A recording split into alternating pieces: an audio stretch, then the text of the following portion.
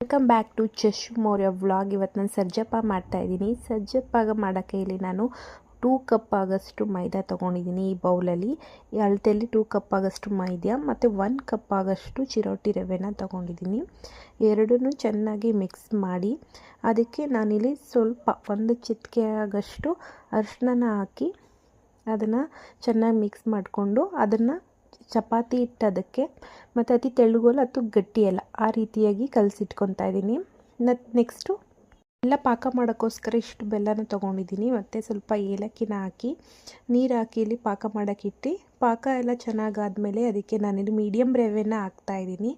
ಹಾಕಿ ಪಾಕ ಅಂದರೆ ನಾವು ಗಟ್ಟಿ ಪಾಕ ಮಾಡ್ಕೋಬಾರ್ದು, ಒಂದೇಳೆ ಪಾಕ ಆದರೆ ಸಾಕು.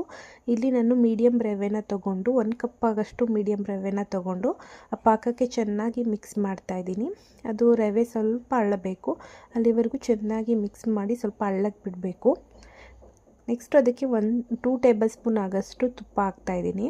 ತುಪ್ಪ ಹಾಕಿ ಚೆನ್ನಾಗಿ ರವೆ ಅಳ್ಳೋವರೆಗೂ ಅದನ್ನು ಪಾಕದಲ್ಲಿ ಬೇಯಿಸ್ಕೊಬೇಕಾಗತ್ತೆ. ರವೆನ ಹೂರಣನ ನೀವು ಜಾಸ್ತಿ ಗಟ್ಟಿಯಾಗಲಿ ಜಾಸ್ತಿ ತೆಳ್ಳಗಾಗಲಿ ಮಾಡ್ಕೋಬೇಡಿ, ಒತ್ತಕ್ಕೆ ಸ್ವಲ್ಪ ಹಿಂಸೆ ಆಗುತ್ತೆ.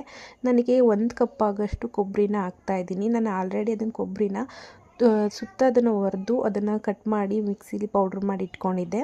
ಈಗ ಅದನ್ನು ಕೊಬ್ಬರಿನ ಆ್ಯಡ್ ಮಾಡಿ ಮತ್ತೆ ನಾನು 2 ಟೇಬಲ್ಸ್ ಆಗೋಷ್ಟು ತುಪ್ಪನ ಹಾಕಿ ಅದನ್ನು ಚೆನ್ನಾಗಿ ಹೂರಣನ ಅತಿ ಗಟ್ಟಿ ಮಾಡಬೇಡಿ ಮತ್ತು ತೆಳ್ಳಗೆ ಮಾಡಬೇಡಿ, ಮೀಡಿಯಮ್ ಆಗಿ, ಯಾಕೆಂದರೆ ಆರಿದ ಮೇಲೆ ಅದು ರವೆ ಮತ್ತು ಕೊಬ್ಬರಿ ಇರುತ್ತಲ್ಲ ಚೆನ್ನಾಗಿ ಅದೇ ಸ್ವಲ್ಪ ಗಟ್ಟಿ ಆಗುತ್ತೆ. ಹಾಗಾಗಿ ನೋಡಿ ಸ್ವಲ್ಪ ಬೆಲ್ಲದ ಪಾಕ ಮತ್ತು ಇದೆಲ್ಲ ತಳ ಬಿಡೋವರೆಗೂ ನೀಟಾಗಿ ಅದನ್ನು ಚೆನ್ನಾಗಿ ಪಾಕನ ಗಟ್ಟಿ ಮಾಡ್ಕೊಳ್ಳಿ. ಅತಿ ಗಟ್ಟಿ ಬೇಡಿ, ಈ ರೀತಿಯಾಗಿ ಇರಬೇಕು ನೋಡಿ. ಉಂಡೆ ಮಾಡಿದ್ರೆ ಬರಬೇಕು ಈ ರೀತಿ. ಆ ರೀತಿ ಕನ್ಸಿಸ್ಟೆನ್ಸಿಯಲ್ಲಿ ನೀವು ಹೂರಣನ ರೆಡಿ ಮಾಡಿ ಇಟ್ಕೊಳ್ಳಿ. ನೆಕ್ಸ್ಟು ನಾವು ಉಂಡೆ ಮಾಡಿ ಇಟ್ಕೊಂಡಿದ್ದೀನಿ. ನೆಕ್ಸ್ಟು ನೋಡಿ ಇಲ್ಲಿ ಗಂಟೆ ಆದಮೇಲೆ ನಾನು ಮೈದಾ ಕಲಸಿಟ್ಕೊಂಡಿದ್ನಲ್ಲ ಅದು ಕೂಡ ಅರಳಿದೆ ಚೆನ್ನಾಗಿ. ಅದನ್ನು ನೋಡಿ ನಾವು ಈ ಕೈಯಲ್ಲಿ ಫಸ್ಟೇ ಅದನ್ನು ಚೆನ್ನಾಗಿ ಒತ್ತಬೇಕು. ಒತ್ತಿ ಅದರೊಳಗಡೆ ಸೇಮು ನೀವು ಹಿಟ್ಟನ್ನು ರೆಡಿ ಮಾಡಿ ತಟ್ತಿರಲ್ಲ ಆ ರೀತಿಯಾಗಿ ಅದ್ರ ಹೂರಣನ ಅದರೊಳಗಡೆ ಹಾಕಿ ಅದನ್ನು ಫುಲ್ ಫೋಲ್ಡ್ ಮಾಡಿ ಕವರ್ ಮಾಡಿಕೊಂಡು ಅದನ್ನು ನೀಟಾಗಿ, ಅಂದರೆ ಒಬ್ಬಿಟ್ಟು ಹಾಗೆ ಜಾಸ್ತಿ ಏನು ತಟ್ಟೋ ಹಾಗಿಲ್ಲ, ಸ್ವಲ್ಪ ನಮಗೆ ಅಳತೆಗೆ ಎಷ್ಟು ಬೇಕು ಅಷ್ಟು ಆ ರೀತಿಯಾಗಿ ಅದನ್ನು ಒತ್ಕೊಬೇಕಾಗತ್ತೆ.